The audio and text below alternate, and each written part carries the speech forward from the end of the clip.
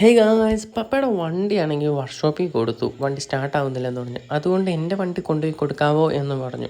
തിരിച്ച് എന്നെ വീട്ടിൽ കൊണ്ടുപോയി വിടാം എന്നാണ് പറഞ്ഞത്. എന്താകുമോ എന്തോ ദൈവത്തിനറിയാം. അതുകൊണ്ട് തന്നെ നമ്മൾ വണ്ടി എടുത്താണെങ്കിൽ പപ്പയുടെ ആ സ്ഥലത്തിലേക്ക് എത്തി. പപ്പയാണെങ്കിൽ ഹെൽമെറ്റും കാര്യങ്ങളൊക്കെ ആയിട്ട് വന്നേക്കുവാണ്. നമ്മളെ തിരിച്ചുകൊണ്ടിരുന്നത്. തിരിച്ച് പോകുന്ന വഴിക്കാണെങ്കിൽ അത്യാവശ്യമായിട്ട് എവിടെയോ പോകണം എന്ന് പറഞ്ഞ് എന്നെ ബസ്സിൽ കയറ്റി വിട്ടു. ഞാനിങ്ങനെ കുറേ കാലത്തിന് ശേഷമാണ് ബസ്സിലേക്ക് കയറുന്നത് കേട്ടോ. എപ്പോഴും ബൈക്കിനാണല്ലോ. അപ്പം ബസ്സിൽ കയറി നമ്മളാണെങ്കിൽ സ്റ്റോപ്പിലേക്ക് എത്തി. പിന്നെ വീട്ടിലേക്ക് നടക്കുവാണത്.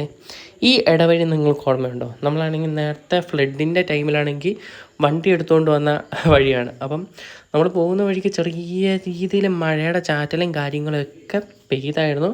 ബട്ട് മഴ ചതിച്ചില്ല. വീട് വരെ ആണെങ്കിൽ മഴ നമ്മളെ സഹായിച്ചു. അപ്പം പോകുന്ന വഴിക്ക് ഇത്രയും മരങ്ങളും കാര്യങ്ങളൊക്കെ ഉള്ളതുകൊണ്ട് അധികം മഴയൊന്നും ഇത് കൊണ്ടില്ല.